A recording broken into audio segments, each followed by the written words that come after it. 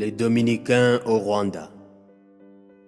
Méditation du 29e dimanche du temps ordinaire, année A. Est-il permis, oui ou non, de payer l'impôt à César?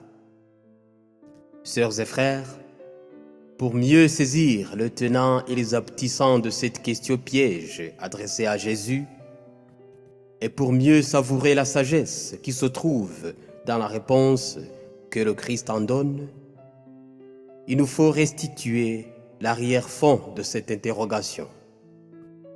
Tout d'abord, il faut comprendre qu'à cette époque, il se passe un bouleversement insupportable pour le peuple hébreu soumis à la domination de l'envahisseur romain.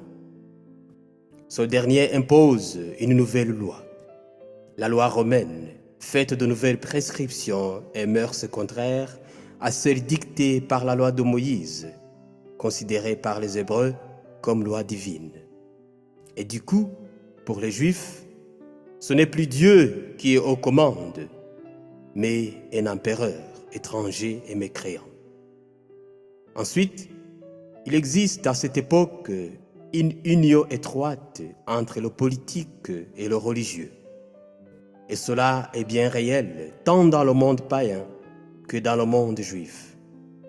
Et voilà pourquoi les Juifs étaient plutôt dans l'attente d'un messianisme politico-religieux. Autrement dit, si Dieu, par son Messie, voulait instaurer sa souveraineté, il devait passer par le politique. Pourtant, c'est ce lien existant entre le politique et le religieux qui vient poser problème dans la conscience des détracteurs de Jésus, lorsqu'ils se pointent devant lui pour l'obliger à se compromettre.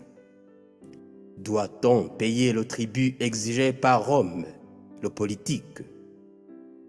Il est clair que ces détracteurs de Jésus étaient sûrs de leur coup. Le piège était bien tendu sous l'apparence d'une question anodine. Mais Jésus, très loin d'être naïf, savait que s'il répondait par la négative, il serait vite dénoncé auprès des autorités romaines qui l'auraient condamné comme un rebelle incitant à l'opposition. Et s'il répondait par l'affirmative, il perdrait toute crédibilité auprès du peuple qui l'attendait comme le Messie, le libérateur.